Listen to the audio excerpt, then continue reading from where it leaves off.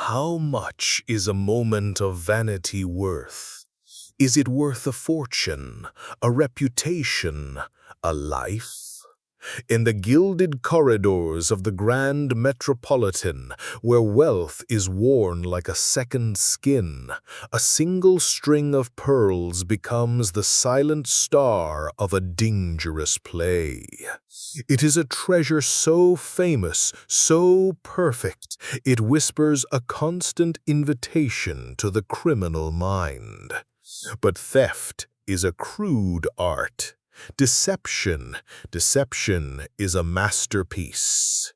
Tonight we unravel a crime that is not what it seems, a puzzle box of greed, lies, and audacious misdirection, set in a world of luxury where the brightest jewels often cast the darkest shadows. This is the story of a robbery so perfectly staged, it required a mind just as meticulous, just as brilliant, to see the fatal flaw hidden in plain sight. For even in a palace of illusions, the truth has a weight of its own, and it is a weight that will inevitably bring everything crashing down. And by a fortunate chance, or perhaps by fate, the one man capable of measuring that weight is already there, seeking only peace and quiet. His name is Hercule Poirot. The Lady with the Pearls. The Grand Metropolitan at Brighton was more than a hotel. It was a fortress of luxury, a seaside palace where the worries of the world were kept at bay by uniformed porters and the soothing rhythm of the English Channel. It was here that Hercule Poirot, nursing a most inconvenient head cold, had come to convalesce. He sat rigidly in a plush armchair, his small frame enveloped by its grandeur, observing the lobby's ceaseless parade of wealth and leisure with a distinct lack of enthusiasm.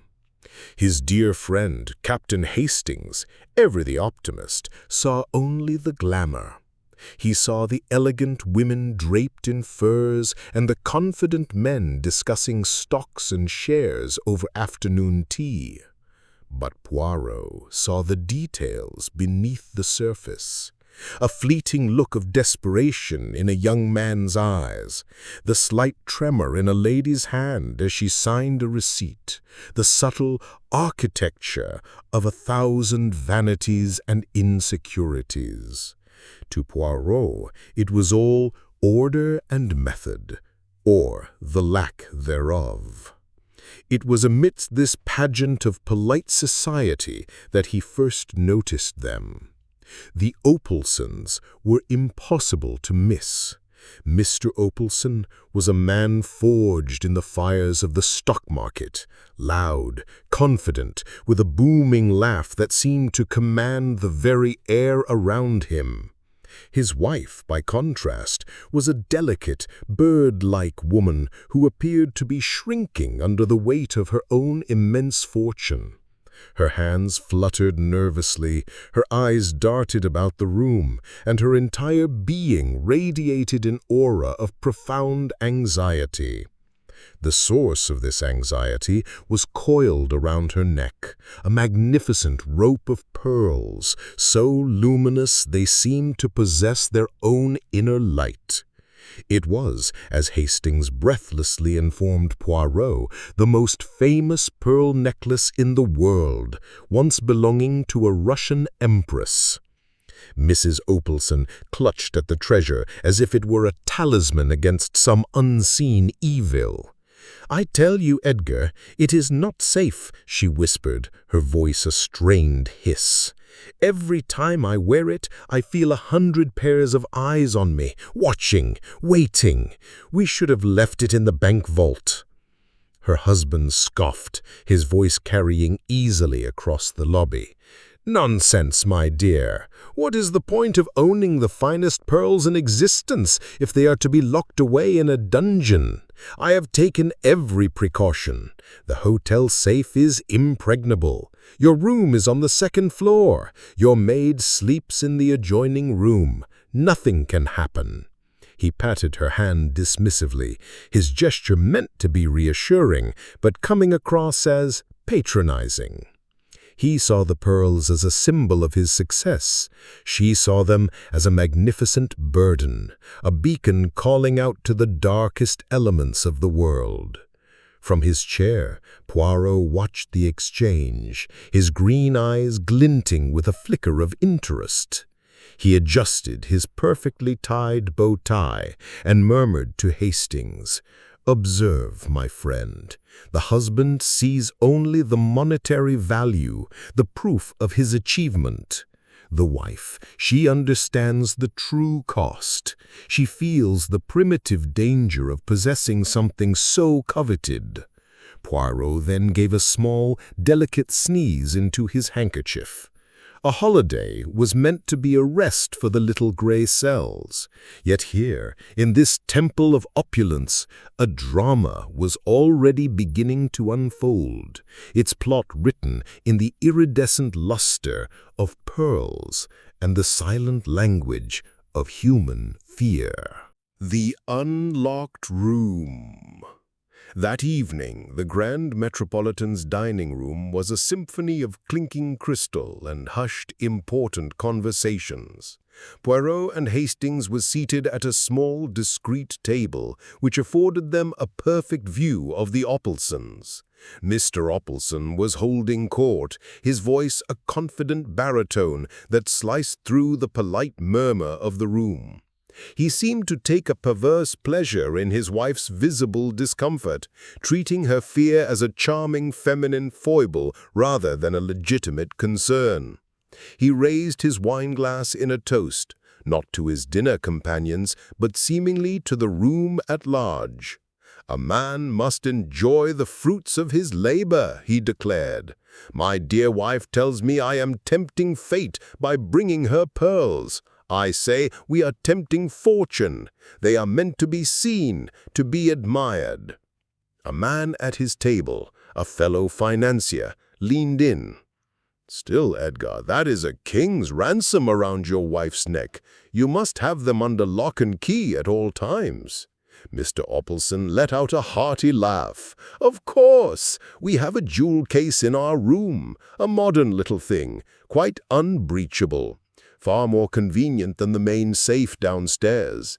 Besides," he added, lowering his voice to a conspiratorial but still very audible whisper, "the only two people with access to our suite are my wife's maid, Celestine, a girl who has been with her for 5 years, and the floor valet, a man who has been with this hotel for 20. They are beyond reproach."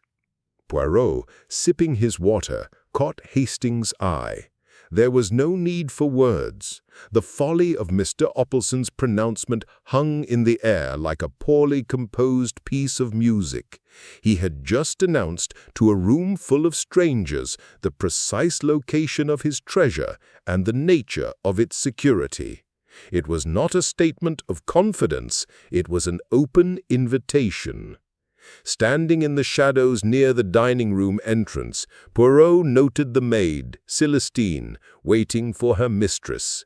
Her face was a mask of impassivity, but her dark eyes followed her master's every gesture with an unnerving stillness. She looked less like a loyal servant and more like a silent judge.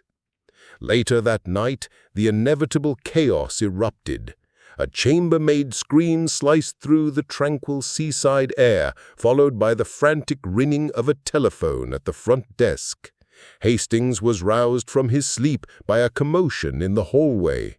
He found Poirot already awake, dressed immaculately in his silk dressing gown, his mustache perfectly waxed as if he had been anticipating the call to action.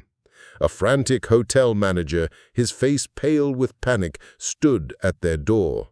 "Monsieur Poirot, forgive the intrusion, but there has been an incident, a robbery. It is Mr. and Mrs. Opalson." They were escorted to the second floor where a small crowd of hotel staff and curious guests had gathered. The door to the Opalson suite stood ajar. Inside, the scene was one of controlled pandemonium. Mrs. Opalson had fainted onto a chaise lounge, while her husband paced the room like a caged lion, his face purple with rage. "It's gone!" he roared, pointing a trembling finger at an empty jewel case on the dressing table. "Her pearls! Stolen!" The room was in disarray, drawers pulled open, clothes strewn about, but it was a curiously neat kind of chaos. It looked staged, theatrical. Poirot's eyes, however, ignored the obvious mess. They scanned the room, absorbing every detail, the position of the furniture, the latch on the window, the lock on the door. He stepped carefully around the debris, his mind already working, sifting through the noise to find the one quiet note of truth. The play had begun. Method and madness. While Mr. Opalson thundered about incompetent hotel security and the ruin of his reputation, Hercule Poirot moved through the crime scene with the serene precision of a watchmaker. The local police inspector, a capable man named Miller, was directing his men to dust for fingerprints and question the hotel staff, following the established textbook of criminal investigation. He saw a brazen robbery. Poirot, however, was reading a different book entirely, one written in the subtle language of human behavior. He began not with the rifled drawers or the dramatically overturned vase, but with the points of entry. First, the main door to the corridor. Its lock was simple but untampered with. Next, the window. It was securely latched from the inside, and a thick ivy vine, clinging to the wall outside, was undisturbed. Finally, he examined the communicating door that led to the adjoining room, where the maid Celestine had been sleeping. That, too, was bolted from the Opalson side. Poirot straightened up, a thoughtful frown creasing his brow. "It is a most perplexing state of affairs," he announced to no one in particular. "Our thief, he is a phantom. He passes through solid wood and bolted doors, yet he is clumsy enough to knock over a vase of flowers." Mr. Opalson, overhearing him, let out an exasperated sigh. "For God's sake, man, he must have used a pass-key. It's the only explanation." Poirot gave a non-committal shrug and turned his attention to the distraught Mrs. Opalson, who was being tended to by her maid. "Madame," he said, his voice gentle but firm, "I must trouble you. You saw Celestine place the necklace in its case and lock it." The woman nodded weakly. "Yes, she put it away while I was getting ready for bed. I heard the click of the lock." Poirot then turned to the maid. Celestine stood with her back straight, her expression unreadable. "And you, mademoiselle," Poirot continued in French, his tone shifting almost imperceptibly, "you bolted the communicating door after you left the room?" "Yes, monsieur," she replied, her voice low and even. "I heard madame slide the bolt on her side as I was getting into bed." Poirot's eyes lingered on her for a moment longer than was comfortable before he moved on.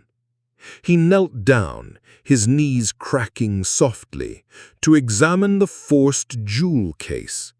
It had been crudely pried open, the lid bent back on its hinges, but Poirot seemed less interested in its damage than in its location. It had been left squarely in the middle of the dressing table, almost as if it were on display. His gaze then swept the rest of the room, not at the mess, but at the spaces in between. His eyes darted from a book left on the nightstand to the placement of Mrs. Opalson's slippers, and then he saw it. Tucked away, almost completely hidden beneath the heavy valance of the bed, was a small, plain cardboard box and a little piece of white paper. While Inspector Miller was busy interrogating the valet on the floor, Poirot discreetly retrieved the items. He opened the box. It was empty. He unfolded the paper. It was a receipt from a local tobacconist, dated 2 days prior. To Hastings, it was meaningless refuse. But as Poirot stared at the simple, discarded items, a flicker of understanding, the first spark of intellectual fire, ignited in his eyes. The thief had been clumsy, yes, but not in the way the police thought. He had left something behind, not a fingerprint, but a fatal error in logic. The two-faced coin.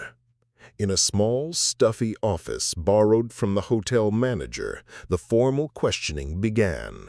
The atmosphere was thick with suspicion, a stark contrast to the opulence of the floors above. The valet, a man named Griggs, who had served the Grand Metropolitan for 30 years, was first.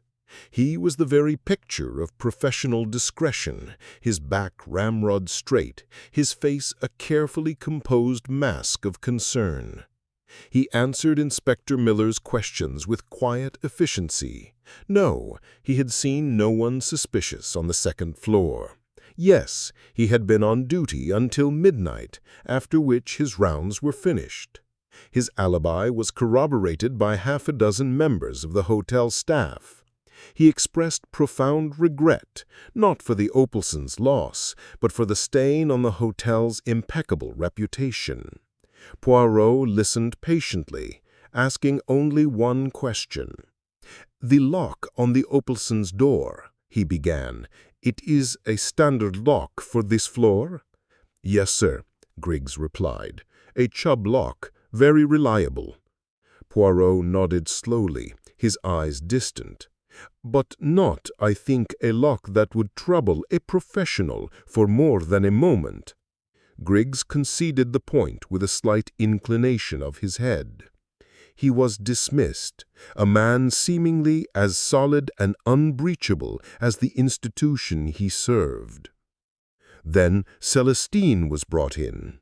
If Griggs was a symbol of the hotel's steadfast reliability, the French maid was a storm cloud of volatile emotion, held in check by a fierce, resentful pride. She sat opposite them, her hands clasped tightly in her lap, her dark eyes darting from the stern face of Inspector Miller to the thoughtful, almost sympathetic gaze of Hercule Poirot. She repeated her story without deviation. She had locked the pearls in their case, wished her mistress good night, and gone to her own room, where she bolted the communicating door. She had slept soundly until the screams awoke her. Inspector Miller pressed her. Did she have debts? Was she sending money back home to a family in need? The questions were direct, brutal, and Celestine met them with a cold fury. "My life is my own," she stated, her voice trembling slightly. "I have served Madame for 5 years. I am not a thief." Poirot intervened, his tone soft and conversational. He did not ask about money. He asked about her home in Normandy. He asked about her mother. Then he leaned forward slightly. "Your mistress, she is a kind woman, is she not? But she lives in great fear of this necklace." Celestine's facade cracked for a fraction of a second. A flicker of something, perhaps pity or contempt, crossed her face. "Madame has a gentle heart," she conceded. "It is a heavy burden for her to wear." "And, monsieur," he pressed, "he does not share her anxieties." Celestine's lips thinned into a hard line. "Monsieur is confident." It was the most damning understatement Poirot had heard all night. Finally, he produced the small cardboard box. "Have you ever seen this before, mademoiselle?" She glanced at it and shook her head, her expression a blank wall. Poirot did not press the point. After she was dismissed, Hastings turned to him, convinced of her guilt. "She's hiding something, Poirot. It's plain as day." Poirot stroked his mustache thoughtfully, his eyes fixed on the door through which the maid had just departed. "Oh yes, mon ami, she is hiding a great deal. But the secret is not the same thing as a string of pearls. We are looking at two sides of the same coin, and we have not yet decided which one is the truth." The logic of the absurd. The following morning, the Grand Metropolitan was a hive of whispers and sideways glances. The jewel robbery was the talk of every breakfast table, the story growing more elaborate with each retelling. Mr. Opelson, far from being a sympathetic victim, had become a tyrant, bellowing at the staff and threatening Inspector Miller with dire consequences if the pearls were not recovered immediately. Amidst the turmoil, Poirot announced to a bewildered Hastings that the sea air would be beneficial for his cold. He led his friend away from the chaos, strolling along the breezy Brighton pier as if they were two ordinary gentlemen on holiday. The gray waves of the channel crashed against the shore, a relentless, rhythmic sound that seemed to impose a sense of order on the messy human affairs back at the hotel. For a long while, Poirot was silent, content to watch the gulls circling overhead. Then he spoke. "Tell me, Hastings," he began, "what is your impression of our thief?" Hastings, ever practical, jumped at the chance to outline the facts. A professional, clearly. Daring. He must have had a duplicate key, just as Opelson said. He got in, forced the case, and was gone without a trace. Poirot smiled, a thin, cryptic smile. "Ah, but that is where you are wrong. He left many traces. In fact, he left far too many. Consider the scene. The drawers pulled out, the clothes on the floor. It is a pantomime of a burglary, is it not? A performance. A professional does not waste time making a mess. His work is neat, efficient. He takes what he has come for and vanishes." He paused, allowing the sea spray to mist his face. "And the jewel case? A modern, strong case. Why force it open in the room with the risk of making noise? Why not simply take the entire case and open it at his leisure, far away from here?" No, the forcing of the box was also part of the performance. Hastings was beginning to look confused. A performance? For whom? To us, mon ami. To us, the police, for the insurance company. He stopped walking and turned to face his friend, his expression now deadly serious. This was not a robbery. This was the imitation of a robbery. Because you cannot steal something that is not there. The implication of his words hung in the salty air. "Not there?" Hastings stammered. "But Mrs. Opelson saw it." "She saw a necklace," Poirot corrected him gently. "She saw what she expected to see. A perfect copy, made of paste, worth a few pounds. A copy so good it could fool anyone but a jeweler in good light." He then produced the small cardboard box and the tobacconist's receipt from his pocket.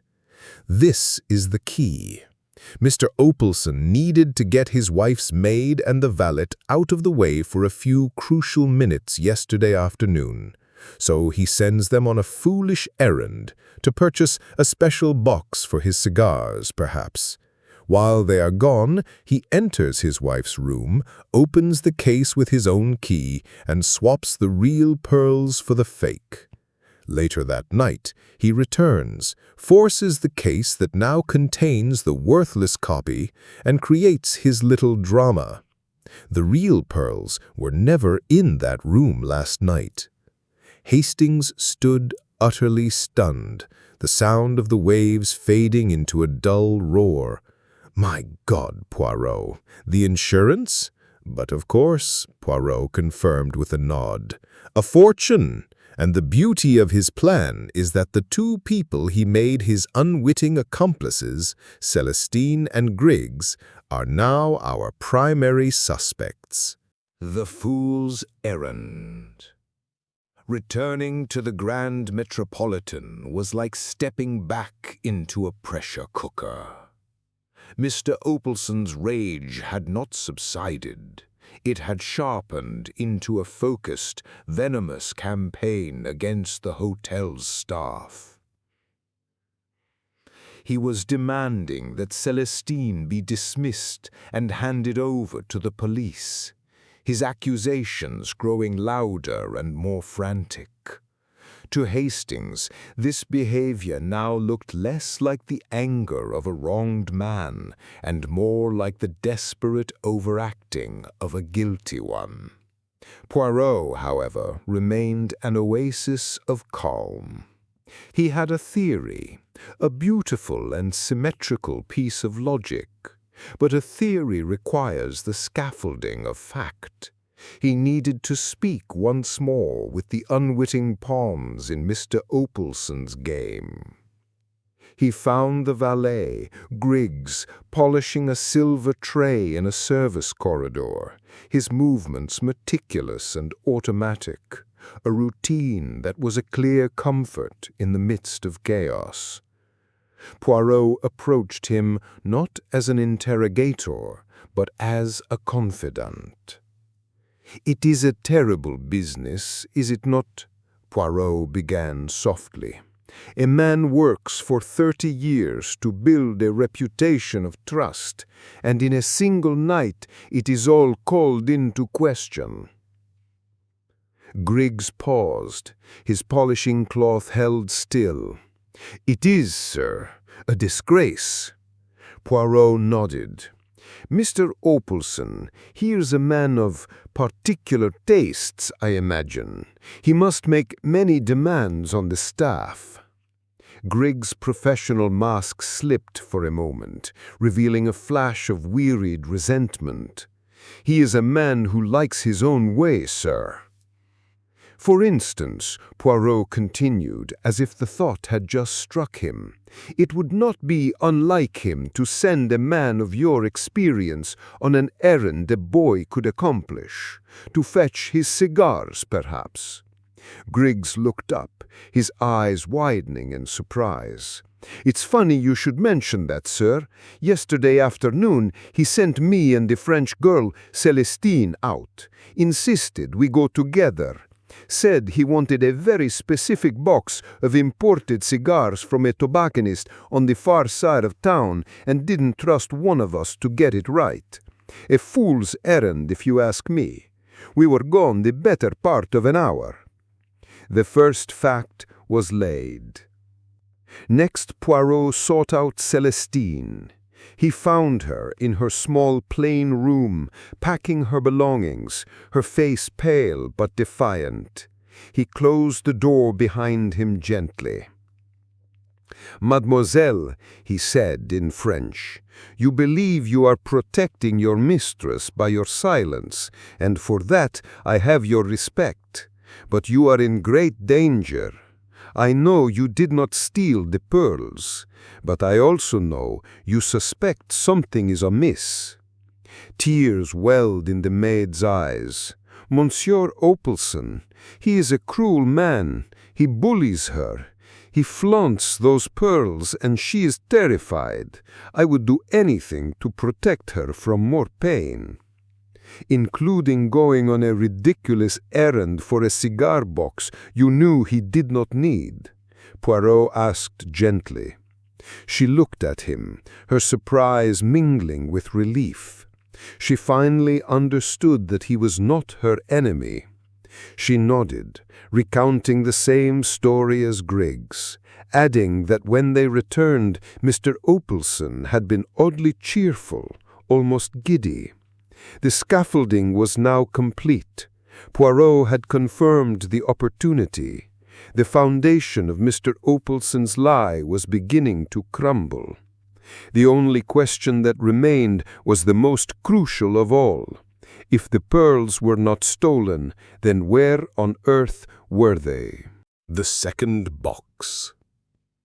So the man is a fraud, and the servants are innocent, Hastings declared, pacing Poirot's hotel room.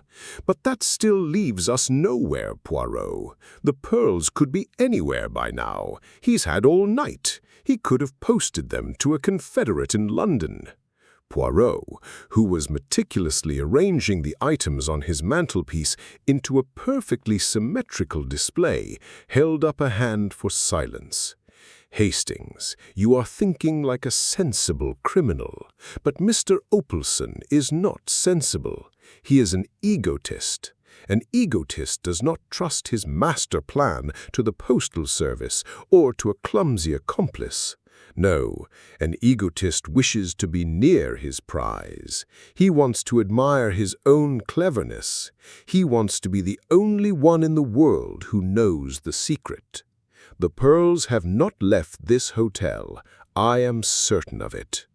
Poirot finished his arrangement and turned, his green eyes burning with an intense intellectual energy. We must put ourselves in his shoes. He has just executed the swap. He has the real pearls in his pocket. He cannot leave them in his wife's room, as that is the scene of the crime.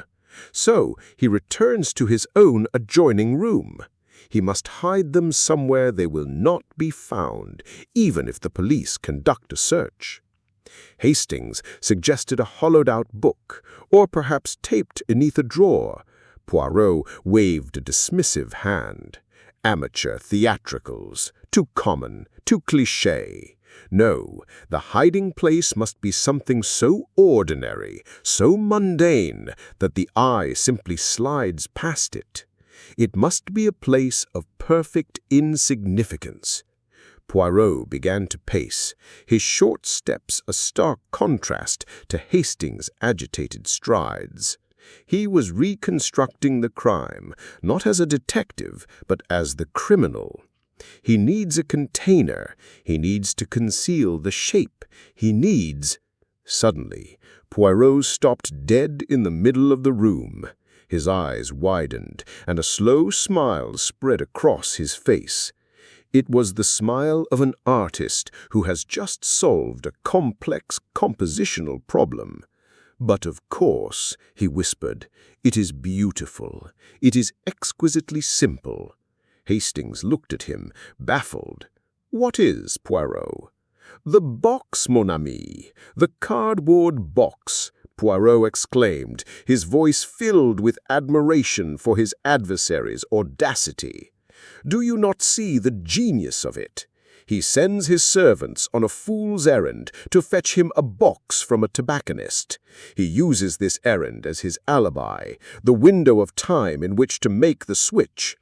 And what does he do with the box? He leaves it empty, under his wife's bed, a piece of stage dressing for the police to find and dismiss as irrelevant trash. It is a brilliant piece of misdirection. He draws our attention to the first box, the empty one, making us believe its purpose was fulfilled simply by being there." Poirot leaned in closer to Hastings, his voice dropping to a triumphant whisper. "But what if he had them purchase 2 boxes? Or what if he had one already? The perfect hiding place for a priceless necklace is inside an identical, cheap cardboard box hidden amongst the other mundane boxes in a gentleman's luggage. A box for his collars, his studs, his cigars. No one would ever think to open it." The puzzle was complete. The logic was perfect and inescapable. Mr. Opalson hadn't just staged a robbery, he had turned the very clue that exposed his methods into the hiding place for his treasure. The curtain falls. The stage for the final act was set back in the Opalson suite. The air was still thick with the memory of the crime, a ghost of chaos that lingered despite the staff's efforts to restore order. Mr. Opalson stood by the window, arms crossed, radiating impatience. Mrs. Opalson sat huddled on the chaise lounge, a picture of nervous exhaustion. Inspector Miller stood near the door, his expression one of professional curiosity, clearly wondering what theatrics the little Belgian detective had in store. Poirot had requested their presence, and now he held the room captive with his quiet, unassuming authority. He began by addressing the inspector. "You have been searching for a man, Inspector," he said, his voice calm and clear. "A phantom who can walk through locked doors. But you have been looking for the wrong thing. Our crime is not a theft, but a deception, a conjuring trick." Mr. Opalson snorted. "What is this nonsense? Have you found my wife's pearls, or are you here to waste my time with riddles?" Poirot turned his gaze upon him, and for the first time Mr. Opalson seemed to shrink slightly under its intensity. "Patience, monsieur," Poirot said smoothly. "All riddles have an answer." He then proceeded with meticulous precision to dismantle the crime. He pointed out the lack of a forced entry. He questioned the logic of ransacking a room when one's goal is stealth. He demonstrated the absurdity of forcing a jewel case at the scene of the crime. With every point, another layer of Mr. Opalson's carefully constructed reality peeled away. The inspector listened with growing attention, while Mrs. Opalson looked from Poirot to her husband, a seed of dreadful understanding beginning to dawn in her eyes. "To accomplish this illusion," Poirot continued, his voice resonating in the quiet room, "the conjurer needed a moment when no one was watching, a window of opportunity. He created one by sending the two most likely witnesses, the maid and the valet, on a fool's errand. An errand, I believe, to a tobacconist across town." At this, Mr. Opalson's face went pale. His blustering confidence evaporated, replaced by the cornered look of a rat in a trap. "This is absurd and outrage," he stammered, but his protest lacked conviction. Poirot ignored him, his narrative building to its inexorable conclusion. To accomplish this illusion, the conjurer needed a moment when no one was watching, a window of opportunity. He created one by sending the two most likely witnesses, the maid and the valet, on a fool's errand.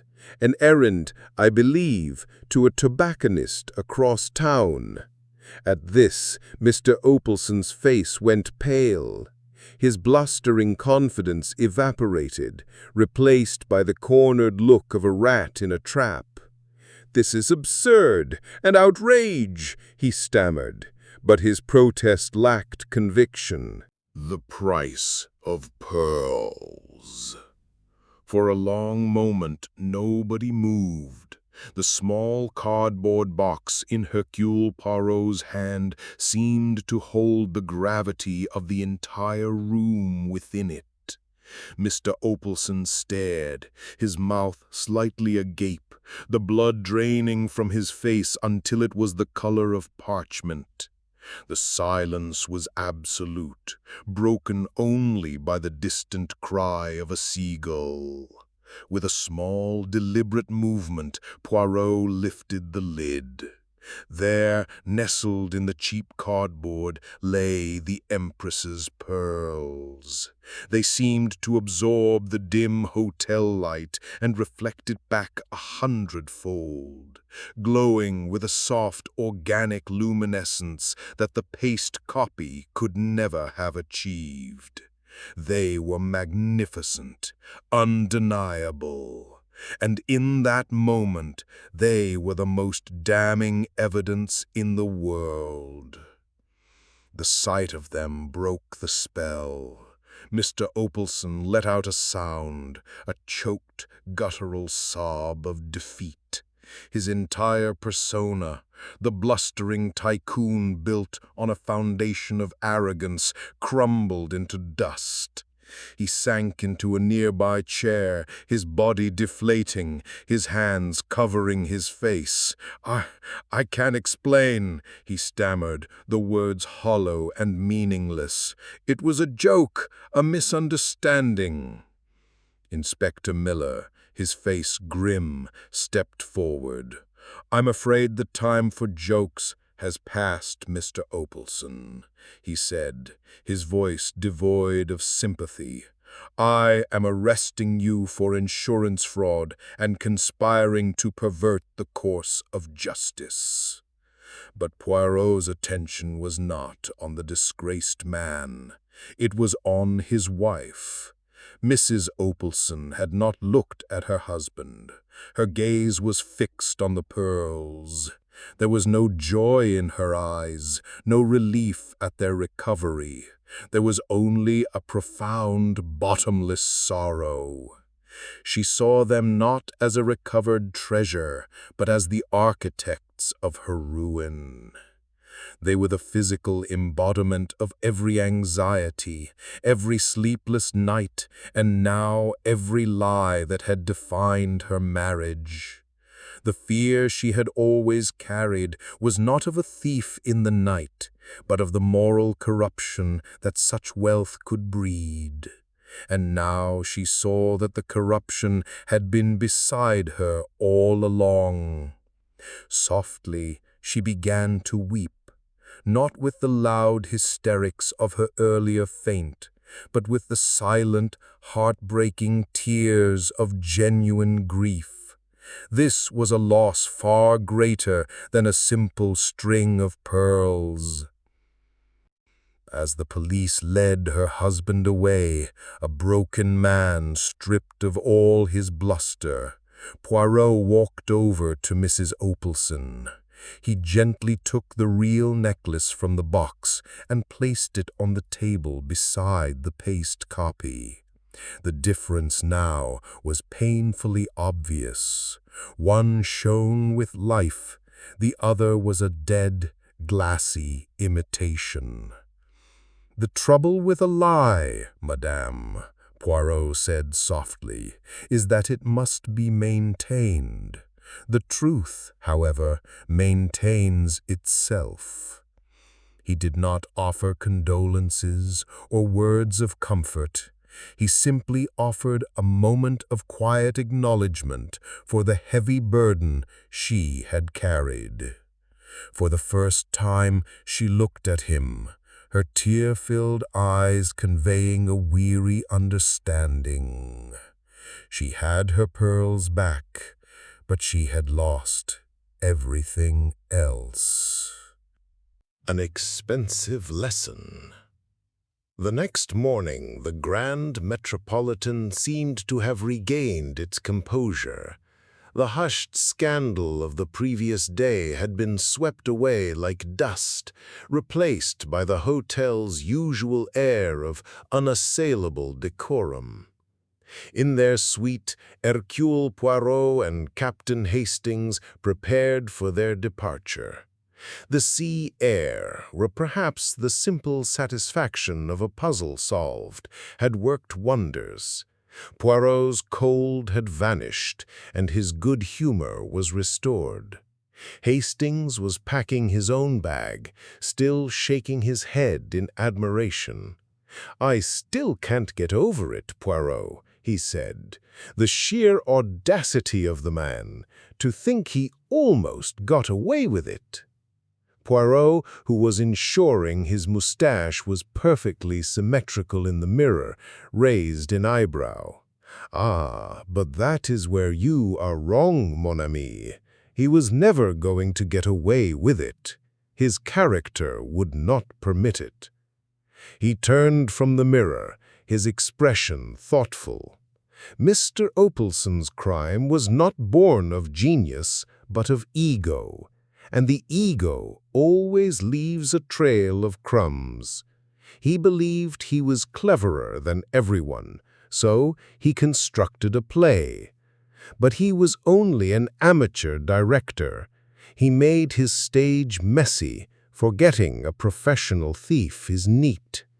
He made his villain a phantom, forgetting that even phantoms must obey the laws of physics and pass through a door.